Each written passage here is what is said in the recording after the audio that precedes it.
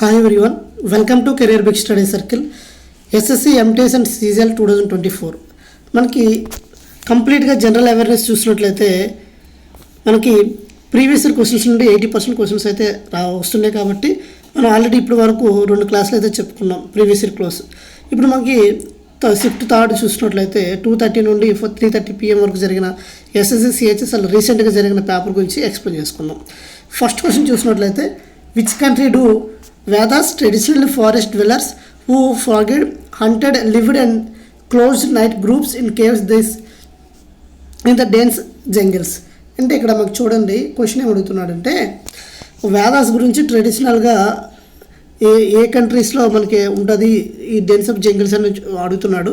Option 1 Myanmar, option 2 Nepal, option 3 Bhutan, option 4 Sri Lanka. ఇక్కడ చూసినట్లయితే మీకు తెలిస్తే ఆన్సర్ కామెంట్ సెక్షన్లో తెలియజేయండి. Option 4 is the right answer. Sri Lanka is the right answer. శ్రీలంకలో మనకి ఈ జంగిల్ ఫారెస్ట్లో మనకి వేదాస్ గురించి ఎక్కువగా ఉంటుందండి. తర్వాత which folk music is based on the Mahabharata and with Bhima portrayed as a hero. అంటే మనకి చూసినట్లయితే మహాభారతలో భీముడు గురించి ఎక్కువగా మనకి పాండవుల్లో అయినా అర్జునుడు, మనకి భీముడు ఇలా ఉంటారు కదా, అందులో మనకి భీముడు గురించి ఉంటుంది. అందులో ఇక్కడ ఏమడుగుతున్నారంటే ఏ ఫోక్ మ్యూజిక్లో కంప్లీట్గా మహాభారత గురించి ఉంటుంది, అందులో భీముడు గురించి పెద్ద హీరోగా చూపిస్తారు అంటే మనకి ఆప్షన్ 3 పాండవనిలో అనే ఉంటుందండి. ఈ పాండవ అనేది ఏ స్టేట్ యొక్క ఫోక్ డ్యాన్స్ అంటే మనకి option 3 is the right answer. ఈ పాండవ అనేది ఏ స్టేట్ యొక్క ఫోక్ డ్యాన్స్ అంటే మనకి ఛత్తీస్గఢ్ అండి, ఛత్తీస్గఢ్. దాండియా చూసినట్లయితే మనకి దాండియా గుజరాత్ అండి. సాంగ్ కూడా ఉంటుంది కదండి, దాండియా ఆటలు ఆడ అనేసి ఒక సాంగ్ కూడా ఉంటుంది. సో ఆ దాండియా అనేది చూసినట్లయితే గుజరాత్కి సంబంధించి very very famous folk music, ఓకేనా, ఫోక్ డ్యాన్స్ అని చెప్పొచ్చు. తర్వాత ఇక్కడ ఆన్సర్ ఏమవుతుంది, option 3 is the right answer. Next, which of the following terms was used for the land given to Brahmanas during the Chola empire. మనకి చోళ ఎంపైర్లో మనకి land given to the Brahmanas అంటే బ్రాహ్మణ్స్కి ల్యాండ్ ఇస్తే ఆ టైంలో ఏమని పిలిచేవాళ్ళని అడుగుతున్నారు. చూసినట్లయితే మనకి option 4 is the right answer ఉంది, బ్రహ్మదేవి, ఓకేనా. Next, how might ICT enhance the opens of e land, ఓకేనా. ఐసిటీ అంటే మనకి ఇన్ఫర్మేషన్ కమ్యూనికేషన్ టెక్నాలజీ అంటారండి. ఐసిటీ అంటే information communication technology. E land గురించి ఏం చెప్తుందంటే, ఈ ల్యాండ్ అంటే మనకి enabling quick search and retrieval of land records గురించి మనకి ఈ ల్యాండ్ అనేది తెలియజేస్తుంది. కాబట్టి ఏమవుతుంది, option 1 is the right answer. Next question, which of the following articles of the constitution of India cannot be amend with simple majority. అంటే ఇక్కడ కింద ఇచ్చిన ఆర్టికల్స్ ఇవ్వడం జరిగింది. ఏ ఆర్టికల్ని మనం సింపుల్ మెజారిటీతో సవరించలేము అని అడుగుతున్నారు. ఇక్కడ చూసినట్లయితే ఆర్టికల్ 21 ఉంది, ఆర్టికల్ 3, ఆర్టికల్ 2, ఆర్టికల్ 169. మనకి ఆర్టికల్ 21 ఏం చెప్తుందంటే, ఆర్టికల్ 21 అనేది ఫండమెంటల్ రైట్లో ఉంటుంది. ఆర్టికల్ 21 ఏం చెప్తుందంటే పర్సనల్ లైఫ్ అండ్ లిబర్టీ గురించి చెప్తుంది, ఓకేనా. పర్సనల్ లిబర్టీ గురించి చెప్తుంది. కాబట్టి ఆర్టికల్ 21ని మనం ఏం చేయలేము అంటే సింపుల్ మెజారిటీ ద్వారా మనం దీన్ని సవరించలేము. ఆర్టికల్ 3, ఆర్టికల్ 2 ఏం చెప్తుంది అంటే ఇది మనకి పార్ట్ 1లోకి వస్తుంది. పార్ట్ 1లో మనకి ఇది స్టేట్స్కి నేమ్ పెట్టడంలో ఆర్టికల్ 3 and 2ని వాడుతుంటాం. సో అక్కడ మనకి ఆర్టికల్ 169 ఏం చెప్తుందంటే మనకి స్టేట్ కౌన్సిల్ గురించి చెప్తుంది. సో అప్పుడు article 21 is the right answer. So option 1 is the your answer. Clear. Next, in his drain of wealth argument, who among the following stated that Britain was completely draining India. అంటే drain of wealth గురించి ఎవరు చెప్పారు అని అడుగుతున్నారు. సింపుల్గా drain of wealth అంటే మనకి ఎవరు చెప్పారు అంటే ఆప్షన్ చూసినట్లయితే లాలా లజపతి రాయ్, దాదాబాయి నౌరోజియా, బాలగంగాధర్ తిలక్, బద్రుద్దీన్ త్యాబ్జియా. చూసినట్లయితే డ్రైన్ ఆఫ్ వెల్త్ గురించి చెప్పింది మనకి దాదాబాయి నౌరోజియా అండి, ఓకేనా. ఇతను రాసిన బుక్ ఒకటి ఉంటుంది, ఏముంటుందంటే పావర్టీ అండ్ బ్రిటిష్ రూల్ అని ఒకటి ఉంటుందండి బుక్. ఆ బుక్ చాలా చాలా ఇంపార్టెంట్. అదేవిధంగా దాదాబాయి నౌరోజీ గారు ఐఎన్సీకి, ఇండియన్ నేషనల్ కాంగ్రెస్కి 3 times ప్రెసిడెంట్గా ఉన్నారు. ఆ 3 times మీకు తెలిసినట్లయితే కామెంట్ సెక్షన్లో తెలియజేయండి. మీరు కామెంట్ చేస్తేనే, మీరు కామెంట్ లైక్ చేస్తేనే మీకు ఎవ్రీడే వీడియోస్ చేయడానికి కూడా మాకు కూడా ఇంట్రెస్ట్. మీకు ఇంత అప్డేట్ అనేది మీకు ఇవ్వాలి అంటే ఖచ్చితంగా మీరు లైక్ చేయండి. లైక్ చేస్తేనే మాకు చేయడానికి ఇంట్రెస్ట్ వస్తుంది. How is the structure of health infrastructure and health care system in India? 3 tier సిస్టమా, 4 టైర్ సిస్టమా, 5 టైర్ సిస్టమా, 2 టైర్ సిస్టమా? ఇక్కడ చూసినట్లయితే మనకి హెల్త్ కేర్ సిస్టంలో మనకి ఎన్ని టైర్స్ ఉంటాయంటే 3 టైర్స్ ఉంటుందండి. ఏంటంటే ఫస్ట్ టైర్ చూసినట్లయితే మనకి పిహెచ్సి అండి. పిహెచ్ఎస్ అంటే ప్రైమరీ హెల్త్ కేర్ సెంటర్స్ అని చెప్పొచ్చు. తర్వాత సిహెచ్ఎస్ అండి, అంటే community health care centres. Third one ఏంటంటే మెడికల్ కాలేజెస్ లేదా మెడికల్ హాస్పిటల్స్ వస్తుంది. సో మనకి ఇక్కడ మనకి హెల్త్ కేర్ సిస్టంలో ఎన్ని టైర్స్ ఉన్నాయంటే మనకి 3 టైర్స్ ఉన్నాయండి. So option 1 is the right answer. Next, in which year did Indian Archer's participated in the Olympics for the first time? మనకి ఇండియన్ ఒలింపిక్స్లో ఇండియన్ ఆర్చరీ ఎప్పుడు పార్టిసిపేట్ చేస్తారని అడుగుతున్నారు. ఆప్షన్ 1 1988, 1973, 1980, 1975. మనకు చూసినట్లయితే 1988లో మనకి ఒలింపిక్స్లోకి ఇండియా ఎంటర్ అయ్యింది. ఏఎన్లో అంటే ఆర్చర్లో. జనరల్గా అయితే మనకి మన ఇండియా ఒలింపిక్స్లో ఎప్పుడు ఎంటర్ అయింది? 1900 ఇయర్లో మనకి ఎంటర్ అయింది. ఈ 1900లో ఎక్కడ ఒలింపిక్స్ జరిగాయి అంటే ప్యారిస్ ఒలింపిక్స్. ప్యారిస్ అనేది 3 టైమ్స్ మనకి ఒలింపిక్స్ని హోస్ట్ చేసింది. ఎప్పుడు అంటే 1900, తర్వాత 1924, తర్వాత 2024 అండి. మనకి ఈ 1900లోనే ఫస్ట్ టైము ఉమెన్స్ ఒలింపిక్స్లో పార్టిసిపేట్ జరిగింది. అదేవిధంగా మన ఇండియా కూడా 1900 నుండే పార్టిసిపేట్ చేయడం జరిగింది.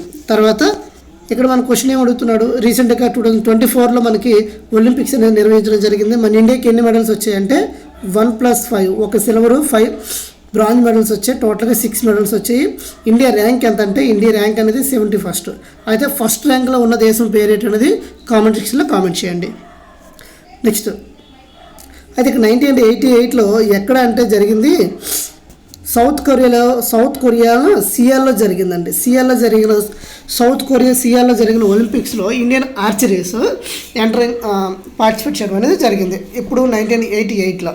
దీని మీద చాలా ఎక్కువ ఒలింపిక్స్ సంబంధించి ఎక్కువ క్వశ్చన్ అడగడం జరుగుతుంది. ఒకసారి మీరు ఫోకస్ చేయండి. తర్వాత, which language is known as the Italian of the east? Italian of the east అని ఏ లాంగ్వేజ్ పిలుస్తారు? మలయాళమా, కన్నడ, మరాఠియా, తెలుగు? మనకి ఆల్రెడీ ఇది తెలుగు అందరికీ తెలుసు. మన తెలుగు స్టేట్లో ఉండి మ్యాక్సిమం ఈ క్వశ్చన్ అనేది అందరికీ తెలుసు. ఇటాలియన్ ఆఫ్ ది ఈస్ట్ అని మనకి ఏ లాంగ్వేజ్ పిలుస్తారు అంటే తెలుగునని పిలుస్తారు. క్లియరా? Next, which of the following state launched the first migration monitoring system in the year 2022? మనకి option 1 Karnataka, option 2 Goa, option 3 Maharashtra, option 4 Kerala. అసలు ఈ మైగ్రేషన్ మానిటరింగ్ సిస్టమ్ గురించి ఏ రాష్ట్రం ఫస్ట్ మనకి లాంచ్ చేసిందంటే మనకి మహారాష్ట్ర. ఎందుకు అంటే మనకి మైగ్రేషన్ ఎందుకు జరుగుతుంది, వాళ్ళ హెల్త్ పరంగా, లేకపోతే ఎకానమిక్ పరంగా, లేకపోతే పావర్టీ, వీటి మీద వీళ్ళు స్టడీ చేసి వాటి యొక్క ఫ్యాక్టర్స్ని ఫైండ్ అవుట్ చేసి దాన్ని రెడ్యూస్ చేయడం కోసమే ఫస్ట్ మైగ్రేషన్ మానిటరింగ్ సిస్టమ్ని మహారాష్ట్ర స్టేట్ అనేది తీసుకురావడం జరిగింది. Next question, as a compare to the monopolistic competition the demand curve is monopoly. మనకి ఇది ఎకానమీ నుండి వచ్చిందండి. ఎకానమీ చూసినట్లయితే ఇక్కడ మోనోపోలీ కర్వ్ గురించి అడుగుతున్నారు. మనకి ఏమవుతుందంటే లెస్ ఎలాస్టిక్ అండి. Option 4 is the right answer. తర్వాత, which group of animals as a segmented spinal column together with a few primitive forms in which the backbone is represented by the knot card? సింపుల్గా backbone ఉన్న జంతువులు ఏమని పిలుస్తామండి? మనకి విట్రోబెటా, non విట్రోబెటా ఉంటుంది. విట్రోబెటా అంటే మనకి వెన్నెముకన్న జీవులు, వెన్నెముక లేని జీవుల గురించి మాట్లాడతాం. వెన్నెముక జీవుల్ని ఏమంటామంటే విట్రోబెటా అంటాం. మనకి option 4 is the right answer అవుతుందండి. ఓకేనా? తర్వాత, the Indian festival of Holi comes every year in the season of. మనకి హోలీ అనేది ఎప్పుడు వస్తుందని అడుగుతున్నాడు. ఈ హోలీ చూసినట్లయితే మనకి స్ప్రింగ్ సీజన్లో వస్తుందండి. ఎప్పుడు?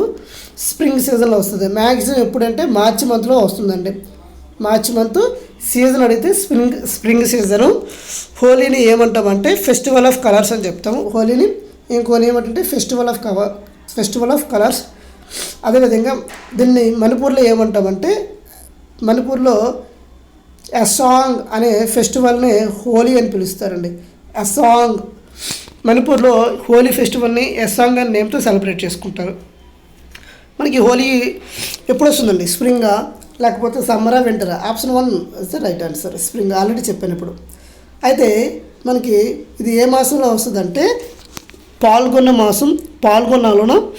పాల్గొనం నెక్స్ట్ ఫుల్ మూన్ డే రోజు మనం హోలీని సెలబ్రేట్ చేసుకుంటాం. క్లియరా? Next who is the author of the Natyashastra? మీకు ఇది ఆల్రెడీ క్లాసికల్ డాన్స్ క్లాస్లో చెప్పడం జరిగింది. Who is the author of the Natyashastra అంటే నాట్యశాస్త్రాన్ని రచించింది ఎవరు అంటే భరతముని, పతాంజలి, నెక్స్ట్ ప్రబుద్ధ పాణి. మనకి ఆన్సర్ ఏమవుతుంది? భరతముని. మీకు ఆల్రెడీ క్లాసికల్ డ్యాన్సెస్ చెప్పినప్పుడు మనకి భరతముని నాట్యశాస్త్రం నుండి ఎక్కువ క్లాసికల్ డ్యాన్సెస్ ఆరిజినేట్ అయ్యాయి అని చెప్పాను. భరతముని రాసిన నాట్యశాస్త్రం నుండే క్లాసికల్ డ్యాన్సెస్ అయితే ఆరిజినేట్ అయ్యాయి. కాబట్టి ఆన్సర్ ఏమవుతుంది? ఇక్కడ నాట్యశాస్త్రం గురించి అడిగారు. Option 1 is the right answer అవుతుందండి. క్లియరా? Next what is the circumference of the international football association board approved football? అంటే ఫుట్బాల్ యొక్క సర్కంఫరెన్సెస్ ఎంత అడుగుతున్నారండి?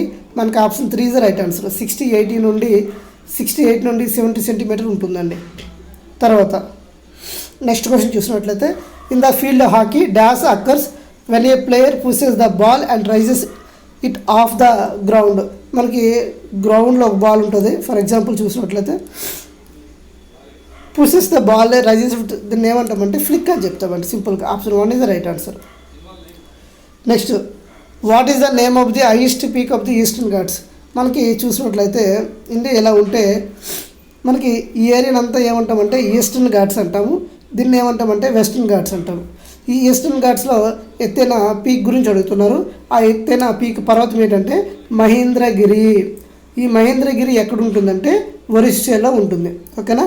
ఇక్కడ మనకి ఈస్టర్న్ ఘాట్స్ ఇక్కడ నుండి మొదలైతే ఇక్కడ మనకి ఈ టిప్ ఆఫ్ ది సౌత్ వరకు ఇక్కడ వరకు ఉంటుంది. దీన్ని ఏమంటామంటే ఈస్టర్న్ ఘాట్స్ అంటాము.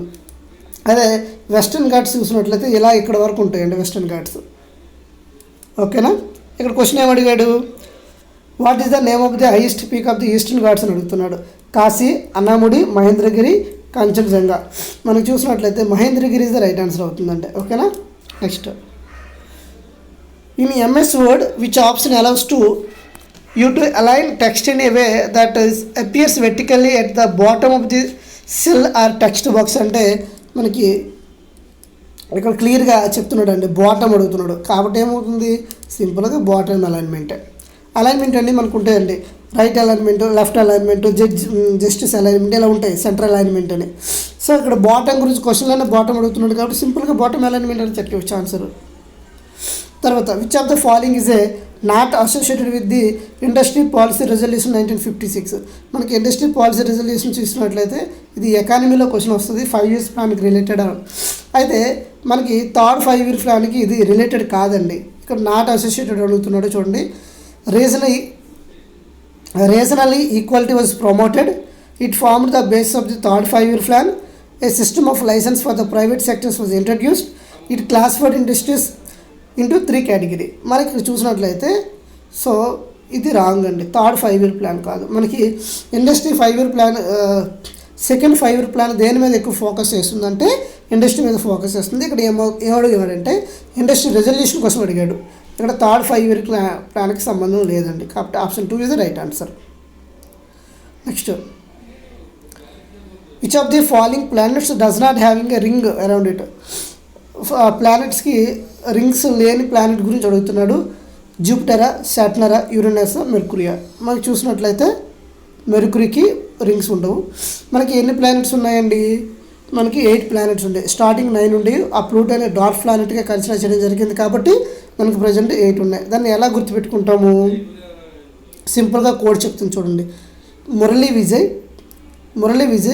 ఇంగ్లీష్ మీడియం స్కూల్లో జాయిన్ అయ్యి సన్ అనే అవార్డుని గెలుచుకున్నాడు. Mercury, Venus, Earth, Mars, Jupiter, Saturn, Uranus, Neptune, ప్లూటోని మనకి ఏం చేశారు అంటే డ్వార్ఫ్ ప్లానెట్కి కన్సిడర్ చేశారు కాబట్టి మనకు ఉన్నది ప్రజెంట్ 8 ఉన్నాయండి. క్లియరా? ఇక్కడ ఆన్సర్ ఏమవుతుంది? Option 4 is the right answer అండి. నెక్స్ట్ క్వశ్చన్ చూసినట్లయితే writ of mandamus is a fundamental right classified under. మనకి రిట్స్ కోసం ఏ ఆర్టికల్లో తెలియజేస్తుందంటే రైట్ టు ఈక్వాలిటీయా, కల్చరల్ ఎడ్యుకేషనల్ రైటా, కాన్స్టిట్యూషనల్ రెమెడీసా, right to freedom of religion. మనకి ఈ కాన్స్టిట్యూషనల్ రెమెడీస్ ఆర్టికల్ 32లో చూసినట్లయితే మనకి మనకి 5 రిట్స్ ఉంటాయండి. 5 రిట్స్ ఏంటంటే మీకు సింపుల్గా కోడ్ చెప్తాను. ఎంపీసీలో హైయెస్ట్ స్కోర్ వచ్చిందండి. ఓకేనా, మాండమస్, ప్రోబిషన్, ఎబియస్ కార్పరస్, సెరసరీ, ఓకేనా, సెరిషిరీ. ఇవి మనకి ఎన్ని రిట్స్ ఉన్నాయంటే 5 రిట్స్ ఉన్నాయండి. క్లియరా? ఏం చెప్తుంది? కాన్స్టిట్యూషనల్ రెమెడీస్ చెప్తుంది. ఆర్టికల్ 32 ప్రకారంగా మనం సుప్రీంకోర్టుని ఫండమెంటల్ రైట్స్ను వైలేట్ చేస్తే సుప్రీంకోర్టుకి వెళ్ళొచ్చు. ఆర్టికల్ 226 ప్రకారంగా చూసినట్లయితే మనం హైకోర్టుకి వెళ్ళొచ్చు.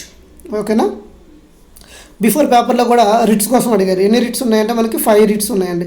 సింపుల్గా చెప్పాను కదా, ఎంపీసీ హై స్కూల్, ఎంపీసీహెచ్ఎస్.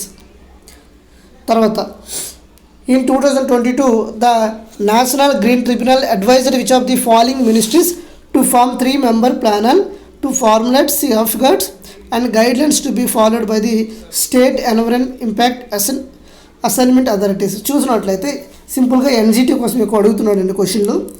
ఎన్జిటి అంటే నేషనల్ గ్రీన్ ట్రిబ్యునల్. ఇది మనకి 2010లో యాక్ట్ అయ్యిందండి. నేషనల్ గ్రీన్ ట్రిబ్యునల్ యాక్ట్ అనేది 2010లో వచ్చింది. అయితే దాన్ని మనకి ఏ మినిస్ట్రీ కింద వస్తుందంటే minister of environment and forest climate చేంజ్లోకి వస్తుందండి. Option 1 is the right answer అండి. Next, dash was the swan is the central vigilance commission on 29th March 2023 చూసినట్లయితే మనకి ఇది అపాయింట్మెంట్స్ కోసం వస్తుందంటే కరెంట్ అఫైర్స్లో Praveen Kumar Srivastava. Option 2 is the right answer అండి. Next, who is known as the father of the Carnatic music. Father of the Carnatic మ్యూజిక్ని ఎవరిని పిలుస్తారు అంటే ఆప్షన్ 1 ఇక్కడ చూడండి, option 4 is the right answer అవుతుందండి. ఓకేనా, Purandaran Das. Next, the method of separating and mixed soluble solids by dissolving them is suitable hot solvent and then lowering the temperature slowly is called. ఏమంటామంటే fractional crystallisation అంటారు. Option 1 is the right.